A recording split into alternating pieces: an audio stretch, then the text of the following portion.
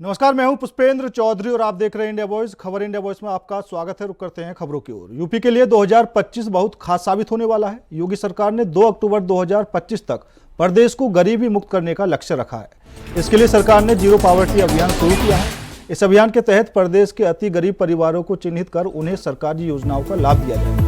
सरकार इसके जरिए प्रदेश में 15 लाख से अधिक अति गरीब परिवारों को चिन्हित करने जा रही है। जीरो पॉवर्टी अभियान के तहत पंचायत सहायक, रोजगार सेवक, बीसी सखी और स्वयं सहायता समूहों की मदद से सर्वेक्षण कराया जा रहा है। इसके अलावा साल 2025 में 5 मेगा बुनियादी प्रोजेक्ट पूरी हो जाने से यूपी के $1 ट्रिलियन की अर्थव्यवस्था बनने में छलांग लगा देगा।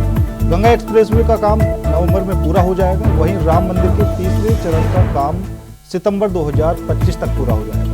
अप्रैल तक जेवर हवाई अड्डे और अयोध्या महर्षि वाल्मीकि हवाई अड्डे का काम पूरा हो जाएगा। ग्रेटर नोएडा फिल्म सिटी का पहला चरण इसी साल पूरा हो जाएगा और मेरठ दिल्ली कॉरिडोर के पहले चरण का काम भी पूरा हो जाएगा। 2025 में होने वाले महाकुंभ से भी यूपी की अर्थव्यवस्था में तेजी आ सकती है।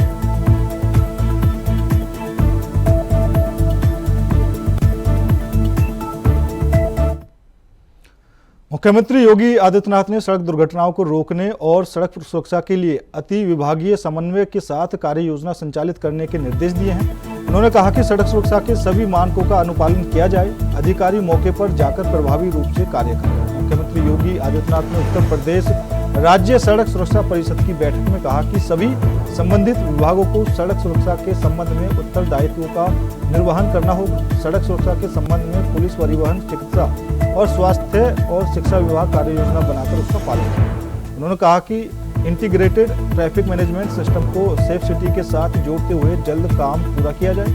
NHAI ब्लैक स्पॉट से संबंधित अल्पकालीन और दीर्घकालिक योजना के तहत सुधार लाया जाए। उन्होंने लोक निर्माण विभाग को भी ब्लैक स्पॉट के अवशेष कार्यों को शीघ्र पूरा करने के निर्देश दिए।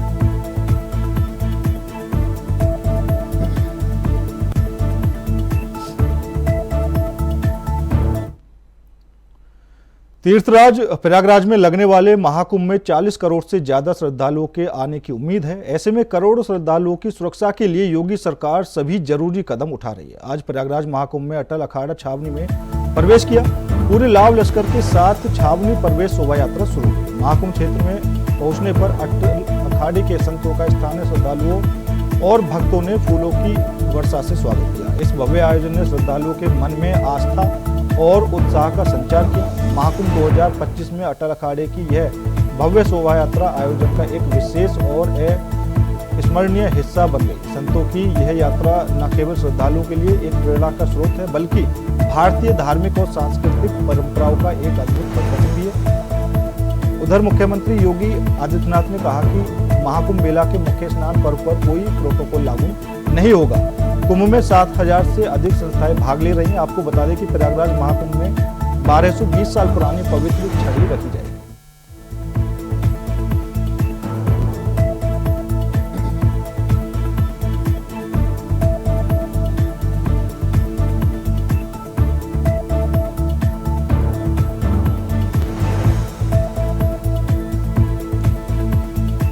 प्रयागराज में अटल अखाड़े के संतों का स्वागत किया गया है और महाकुंभ को लेकर जो तैयारियां हैं वो जोरों पर हैं। तो वहीं अखाड़े की तरफ से शोभा यात्रा भी निकाली गई और सीएम योगी आदित्यनाथ ने सुरक्षा को लेकर सभी अधिकारियों को निर्देश दिए हुए हैं और अटल अखाड़े के संतों का आज वहां के स्थानीय लोगों ने फूलों की वर्षा से स्वागत किया।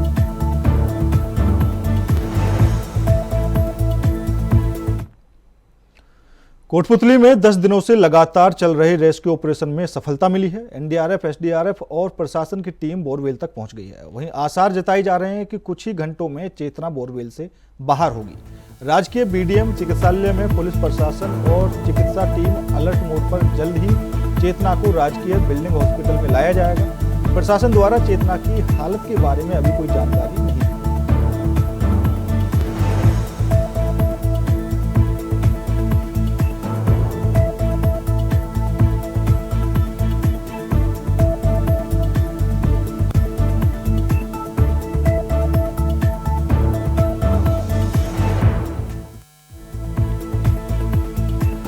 कोटपुतली में लगातार 10 दिन से रेस्क्यू ऑपरेशन जारी है, लेकिन अभी तक जो बच्ची को बाहर निकाला जाना चाहिए था वो सफलता नहीं मिल पाई है। हालांकि जो एनडीआरएफ और एसडीआरएफ की टीम है वो जरूर चेतना की लोकेशन तक पहुंच गई है, लेकिन अभी कितना समय और लग सकता है और बच्ची की हालत कैसी है इसको लेकर अधिकारी कोई भी जानकारी नहीं दे रहे हैं। और इसी खबर पर ज्यादा जानकारी के लिए हमारे संवाददाता सीताराम गुप्ता जुड़ चुके हैं। सीताराम, रेस्क्यू ऑपरेशन को लेकर फिलहाल क्या कुछ ताजा अपडेट है? जी बुलफिंदर, मैं आपको बताना चाहूंगा अभी जो हमारी एनडीआरएफ, एसडीआरएफ और जिला प्रशासन और लोकल प्रशासन जो है, जो लगातार 10 दिन से रेस्क्यू ऑपरेशन में लगा हुआ है। जो 700 फुट की बोरवेल थी उसमें 170 फीट पर जो बालिका गिर गई थी उसका रेस्क्यू लगातार जारी है। और सुबह सुबह जो बड़ा अपडेट आया था कि जो सुरंग जो टनल खोदी गई थी उससे बोरवेल का मिलाप हो गया और बोरवेल तक रेस्क्यू टीम पहुंच गई और जल्द ही जो हमारी टीम है, पुलिस प्रशासन है, जो हमारे विधायक हंसराज पटेल है मौके पर मौजूद है। जल्दी जैसे ही चेतना तक पहुंच जाएंगे वैसे ही उसको बाहर निकालकर राजकीय बीडीएम हॉस्पिटल तक पहुंचाया जाएगा। क्योंकि सीताराम 10 दिन हो चुके हैं और जो जानकारी मिल रही थी कि 2 दिन बाद से ही बच्ची की जो हलचल देखी जा रही थी कैमरे में वो देखनी बंद हो गई थी और उसके बाद से अब तक 10 दिन हो चुके हैं, तो क्या कोई अधिकारी या डॉक्टर किसी तरह की पुष्टि कर रहा है? जी पुष्पेंद्र, मैं आपको बताना चाहूंगा कि 24 दिसंबर की रात को, जो मंगलवार था, उसकी रात को 2 बजे तक बालिका का मूवमेंट देखा गया था। उसके बाद से लगातार बालिका का किसी तरह का कोई मूवमेंट नहीं देखा जा रहा है। लगातार चिकित्सा विभाग की टीम, पुलिस प्रशासन वहाँ मौजूद है, लगातार ऑक्सीजन उसको दिया जा रहा है। लेकिन हमारा जो पुलिस प्रशासन है, हमारे कलेक्टर कोटपुतली कल्पना अग्रवाल है, विधायक हंसराज पटेल है, वो ये मीडिया से बातचीत करते हुए कह रहे हैं कि जब भी बालिका को बाहर निकाला जाएगा उसके बाद ही चेतना की स्थिति बताई जाएगी कि उसका क्या हाल है।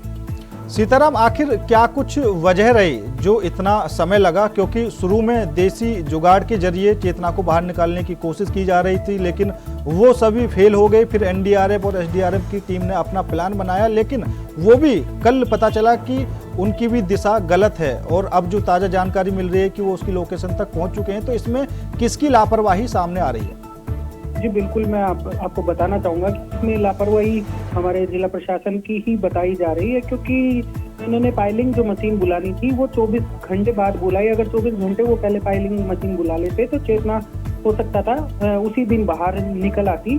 लेकिन जो टनल खोदी जा रही थी उसकी दिशा गलत होने की वजह से पहले लेफ्ट सीधे गए तो बोरवेल का जो मिलाप है नहीं हो पाया। उसके बाद में 1.5 फीट लेफ्ट हैंड में उन्होंने बोरवेल खोदा, लेकिन उसमें भी नहीं मिला।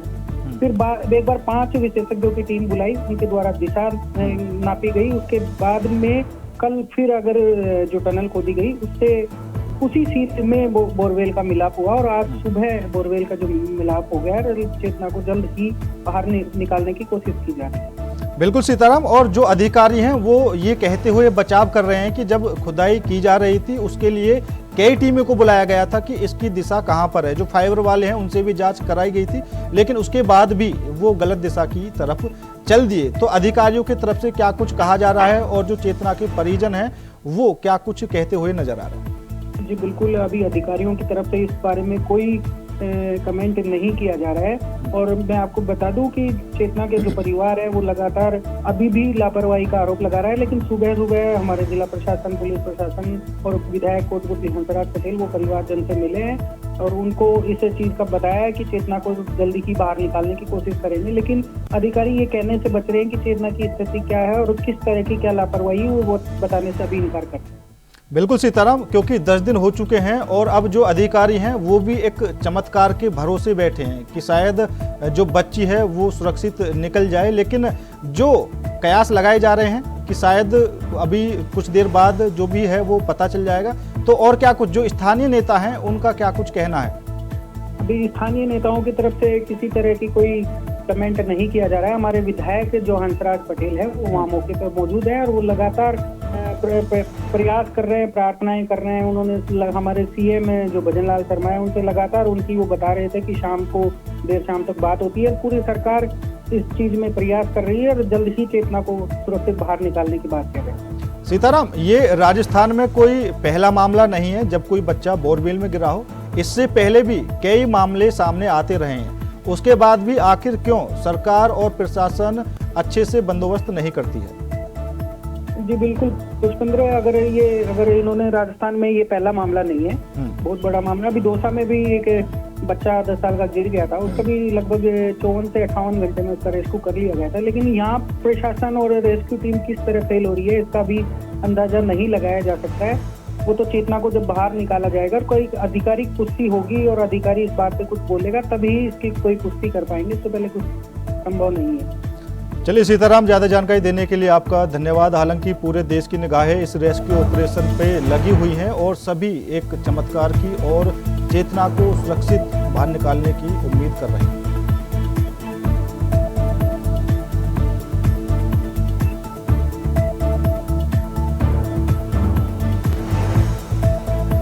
चेतना का रेस्क्यू ऑपरेशन जारी है और एनडीआरएफ, एसडीआरएफ की टीम उसकी लोकेशन तक पहुंच गई।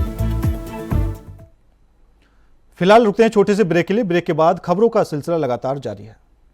ब्रेक के बाद एक बार फिर आप सभी का स्वागत है। रुक करते हैं अगली खबर का। यूपी के संभल में पीड़ित परिवार से मुलाकात के बाद सपा नेता प्रतिपक्ष लाल बिहारी यादव ने इंडिया वॉइस पर बड़ा खुलासा किया है। नेता प्रतिपक्ष ने कहा कि सरकार और प्रशासन पीड़ित परिवार पर ज्यादती कर रही है। फर्जी मुकदमे में बेगुनाहों को जेल भेजा जा रहा है। वहीं योगी सरकार के मंत्री आशीष पटेल के बयान पर कहा, यदि मंत्री को खतरा है तो यह गंभीर है। इंडिया वॉइस से खास बातचीत में सपा नेता प्रतिपक्ष लाल बिहारी यादव ने और क्या कुछ कहा, सुनिए। यूपी के संभल बवाल को लेकर सियासी पारा पूरी तरह से हाई है। समाजवादी पार्टी ने जहां बीजेपी सरकार पर बवाल कराने का बड़ा आरोप लगाया, वहीं बीजेपी भी कह रही है कि समाजवादी पार्टी यहां पर सियासत कर रही है। संभल जाकर सपा के डेलीगेशन ने मृतक परिजनों को 5-5 लाख रुपए की आर्थिक सहायता सौंपी और डेलीगेशन में नेता प्रतिपक्ष लाल बिहारी यादव भी मौजूद रहे। उन्होंने अपने हाथों से चेक सौंपा। आप संभल गए थे, वहाँ क्या देखा आपने? संभल में हम लोगों ने माननीय राष्ट्रीय अध्यक्ष श्री अखिलेश यादव जी द्वारा जो घोषणा की गई थी कि मृतक के परिवार को 5-5 लाख रुपया समाजवादी पार्टी की तरफ से दिया जाएगा, उसका उन्होंने चेक जो है दिया और हम लोग ले जा कर के वहाँ मृतक परिवार में जो है उसको बांटे। उसको वहाँ की जो वस्तु स्थिति थी जो है उसकी जानकारी किए जो है। वहाँ पर जो मुकदमा दर्ज हुआ है वह कानून के मुकदमे दर्ज हुए जो है 5 लोगों की हत्या हुई। तो आज तक तो कौन हत्या किया उसका जो है मुकदमे नहीं दर्ज हुआ। मुकदमा जो है 7 दर्ज जो है अलग अलग समय दिखाते हुए पुलिस ने कर दिया, जबकि पूरा प्रदेश नहीं पूरा देश जानता है कि जामा मस्जिद का जो घटना हुई वह एक ही समय में एक ही स्थान पर हुई जो है। तो सुप्रीम कोर्ट जब ये कहता है कि एक ही स्थान पर और एक ही समय में अगर कोई घटना होती है तो उसका एक ही FIR लिखा जाएगा। और यहाँ जो है पुलिस जो है 7 FIR लिखती है, 7 में जो है 15-15, 20-20 धाराओं में FIR लिखना, कुछ लोगों को नामजद करना, 700-800 लोगों को अज्ञात कर देना। तो जो अज्ञात जिसको पुलिस ने कर दिया वह चाहे जिसको चाहती है उसको उठा के उसमें भर देती है। हम लोग इतना ही नहीं किए, केवल वहाँ पर सारी वस्तुस्थिति की जानकारी होने के बाद जिलाधिकारी और SSP भी आए, उनसे भी हम लोगों ने मुलाकात किया और उनसे भी पूरी तरह से बात किया जो है कि आप लोग जो है जो पुलिस द्वारा पूरी तरह से जो है माइनॉरिटी को त्रस्त किया जा रहा है, जिस तरह से वसूली वहाँ पर हो रही है कि केस में डाल देंगे, नहीं तो जो है तुम जो है इस तरह से मैनेज हो, नहीं मैनेज जो हो रहा है, गरीब है तो उसको केस में डाल दे रहे हैं। तो इस तरह से तमाम जो है दिक्कतें जो है पैदा वहाँ पर हैं। जनता जो है डरी हुई है, सहमी हुई है। और दूसरा एक और नया बवाल जो है खड़ा वहाँ किया जा रहा है कि ज़मीन जो मस्जिद के सामने खाली है उसको जिलाधिकारी द्वारा और SDM द्वारा बताया गया कि आबादी की ज़मीन है। और इस पक्ष द्वारा बताया गया जो है जामा मस्जिद के जो प्रबंध तंत्र है उनके द्वारा बताया गया कि ये ज़मीन हमारी है कागज़ में। तो हम लोगों ने जिलाधिकारी से कहा कि आप रिकॉर्ड देखिए, रिकॉर्ड के आधार पर उसका निर्णय करिए जो है, और इस काम को तब तक बंद रखिए जब तक कि ये निर्णय नहीं आ जाता है कि यह ज़मीन का ओनर कौन है। तो ओनर पुलिस कह रही है कि वहाँ जो है पाकिस्तानी कनेक्शन सामने आया है, विदेशी कारतूस मिले हैं, ISI संबंध हो सकते हैं यहाँ के लोगों को। क्या लगा? भाई घटना जो ये हुई कि मस्जिद खोदी जा रही है, इस अफवाह पर वहाँ से लोग जो जहाँ से सुना वहाँ से जो है भीड़ इकट्ठा हो गई जो है। अब उसमें ये जो है पाकिस्तान का कनेक्शन होना या न होना, ये जो है ये मामला कहाँ का है? कोई पूर्व सुनियोजित योजना तो थी नहीं जनता की। पूर्व सुनियोजित योजना तो सरकार की और प्रशासन की थी। जनता तो भीड़ में जो है इकट्ठा हो गई जो है, क्या हो रहा है, क्या हो रहा है, क्या हो रहा है। जैसे एक्सीडेंट होता है कहीं, हम लोग भी गाड़ी से जाते हैं तो गाड़ियां सब एक लाइन से खड़ी हो जाती है, सब लोग जाके देखते हैं कि कैसे घटना हुई। तो क्या हुआ, घटना देखने चले गए तो हम भी मुलजिम हो जाएं। जी बिल्कुल, लाल बिहारी यादव जी का कहना है कि संभल में जिस तरह से बवाल हुआ वह सरकार की सुनियोजित साजिश थी, और साथ ही साथ वहां पर लोगों को प्रताड़ित किया जा रहा है, फर्जी मुकदमे में फंसाया जा रहा है। वहीं इन सब के बीच मंत्री आशीष पटेल जो योगी सरकार में मंत्री हैं, उन्होंने अपने जान को STF से खतरा बताया है। तो ऐसे में अब यह बयान कहीं न कहीं काफ़ी सुर्खियों में है, और नेता प्रतिपक्ष का कहना है कि यह गंभीर विषय है। हालांकि अब देखना है कि मंत्री आशीष पटेल के बयान के बाद आगे क्या एक्शन रहता है, यह समय बताएगा। Asif Baig, India voice, Lucknow. दिल्ली में अगले महीने होने वाले विधानसभा चुनाव की उल्टी गिनती शुरू हो चुकी है। नए साल के पहले दिन दिल्ली बीजेपी अध्यक्ष वीरेंद्र सचदेवा ने आम आदमी पार्टी के राष्ट्रीय संयोजक अरविंद केजरीवाल के नाम पत्र लिखा है। उन्हें नए साल की शुभकामनाएं देने के साथ ही गुजारिश की है कि वह नए साल में झूठ नहीं बोलने का संकल्प लें। प्रदेश बीजेपी अध्यक्ष ने अरविंद केजरीवाल को स्वस्थ रहने की कामना करते हुए अपनी शुभकामनाएं दी। साथ ही आम आदमी पार्टी के मुखिया होने के नाते उन्हें नए साल में 5 संकल्प लेने की भी अपील की है। उनसे अनुरोध किया है कि वह झूठ बोलना, अपना भ्रष्टाचार बंद करें, अपने बच्चों के नाम पर गलत वादे ना करें, महिलाओं, वरिष्ठ नागरिकों से गलत वादे ना करें, यमुना की स्थिति पर माफी मांगे।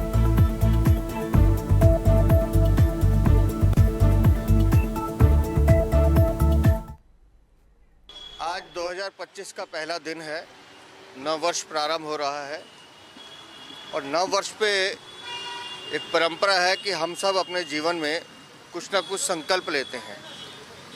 कुछ बुरी आदतों छोड़ने का करते हैं, तो कुछ नए संकल्प लेते हैं कि जीवन में हमें क्या करना है। तो मैंने आम आदमी पार्टी के संयोजक और पूर्व मुख्यमंत्री श्रीमान अरविंद केजरीवाल जी को आज एक पत्र लिखा है। आप कहें तो मैं पढ़ के सुना देता हूँ। आपको नए साल की शुभकामनाएं, आपके स्वस्थ और दीर्घायु जीवन की हम मंगल कामना करते हैं। हम सभी बचपन से ही नव वर्ष के दिन में बुरी आदतों को छोड़ने व अच्छे व कुछ नए कार्य करने का संकल्प लेते हैं। आज नव वर्ष 2025 के पहले दिन आप भी झूठ बोलने की, छल कपट करने की अपनी गलत आदतें छोड़कर खुद में सार्थक परिवर्तन लाएंगे, ऐसी सभी दिल्ली वाले आशा करते हैं। मेरे आग्रह पर आप कम से कम यह 5 संकल्प इस वर्ष जरूर लें, ऐसा हमने अरविंद केजरीवाल से निवेदन किया है। दिल्ली में विधानसभा चुनाव की तारीखों के ऐलान से पहले ही यहां की सियासी फिजा गर्म हो चुकी है। आरोप प्रत्यारोप का दौर तेजी से जारी है। नए साल के पहले ही दिन सत्ता में वापसी की कोशिश में लगी भारतीय जनता पार्टी ने अरविंद केजरीवाल पर जमकर हमला किया। पार्टी ने कहा कि केजरीवाल रंग बदलने वाले गिरगिट की तरह हैं। पार्टी ने यह भी आरोप लगाया कि केजरीवाल ने जो वादे किए हैं उसे भी 10 सालों में पूरा नहीं किया। नए साल की शुरुआत में बीजेपी की ओर से साजिया इल्मी और राज्यसभा सांसद सुधांशु त्रिवेदी ने साझा प्रेस कॉन्फ्रेंस करते हुए अरविंद केजरीवाल और आम आदमी पार्टी पर निशाना साधा।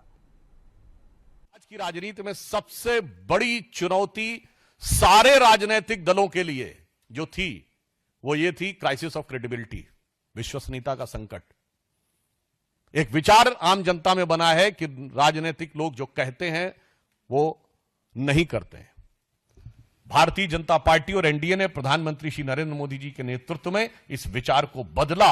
हमने राजनीति में प्रामाणिकता को स्थापित किया और आम आदमी पार्टी उसकी दूसरी एक्सट्रीम है, जो कहते हैं वो कभी नहीं करते हैं। तो मैं सिर्फ आज 10 पॉइंट बताना चाहता हूं जो आम आदमी पार्टी और केजरीवाल जी ने कहे थे और उसका यथार्थ क्या है। उन्होंने कहा था कि जो लटकते हुए तार हैं, अनसेफ इलेक्ट्रिक वायर्स, उनसे वो मुक्त कर देंगे। आज ये सवाल इसलिए है कि 10 साल उनको सरकार में हो गए, उससे पहले भी 2013 में भी उनकी सरकार रही थी। तो 10 साल से अधिक रहने के बाद दिल्ली में लटकते हुए बिजली के तारों की स्थिति यह है कि 26 वर्ष का एक नवयुवक 23 जुलाई 2024 को उन लटकते हुए बिजली के तारों की भेंट चढ़ गया। दूसरा, उन्होंने दावा किया था कि 24 आवर क्लीन ड्रिंकिंग वाटर देंगे। और अभी जब गर्मी आया तो लोगों ने देखा कि उत्तर पश्चिम दिल्ली और बाहरी दिल्ली के क्षेत्रों में किस ढंग से पानी को लेकर हाहाकार था। और पत्रकारों ने भी जाके देखा। चलिए, आप नेताओं की बात पे, राजनीतिक दलों के कार्यकर्ताओं की बात पे विश्वास न करें कि वो उसमें किस प्रकार की दुर्गंध आती थी जिस पानी का प्रयोग करना पड़ता था। फिर इन्होंने कहा वर्ल्ड क्लास एजुकेशन सिस्टम देंगे, यह दावा किया। और इतना ही नहीं, याद करिए, इनके मुंह से निकल गया था दुनिया का सबसे बड़ा अखबार जो है न्यूयॉर्क टाइम्स में छपवाना कितना मुश्किल है। छपवाना शब्द था, कोई जाके उस बाइट को चेक कर सकता है। तो पहले तो पढ़े लिखे मुख्यमंत्री को यह नहीं पता था कि दुनिया का सबसे बड़ा अखबार न्यूयॉर्क टाइम्स नहीं है, दुनिया का सबसे बड़ा अखबार है जापान का यमुनो शुमरी। और अमेरिका का भी सबसे बड़ा न्यूयॉर्क टाइम्स नहीं है, अमेरिका का सबसे बड़ा है यूएसए टुडे। खैर, इस अत्यधिक पढ़े लिखे मुख्यमंत्री को ने कहा छपवाना कितना मुश्किल है। और हकीकत क्या थी कि high court has reprimanded that the flawed education system, और इसमें कई चीजों को लेकर कोर्ट ने अप्रसन्नता, यानी दावा ये और वास्तविकता ये। फिर इन्होंने कहा मेडिकल ट्रीटमेंट को बहुत इंप्रूव करेंगे, और वास्तविकता यह थी कि कोविड के दौरान क्या हाहाकार मचा, और उस हाहाकार के ऊपर ध्यान देने की बजाय प्रचार के ऊपर सारा ध्यान था। आप सबको याद हो कि मोहल्ला क्लिनिकों में जो भ्रष्टाचार की चीजें प्रकाश में आई, जिसमें एक प्रकरण ऐसा था कि एक दिन में 539 लोगों का निस्तारण हुआ, जबकि मोहल्ला क्लिनिक 9 बजे से लेकर 1 बजे तक 4 घंटे में चलती है। 240 मिनट में 539 लोगों का निस्तारण, मतलब 20 सेकंड के अंदर डॉक्टर ने मरीज को देख भी लिया, असेसमेंट कर भी दिया, पर्चा लिख। फिलहाल मेरे साथ इस बुलेटिन में इतना ही। बाकी देश और दुनिया की तमाम खबरों के लिए देखते रहिए इंडिया वॉइस।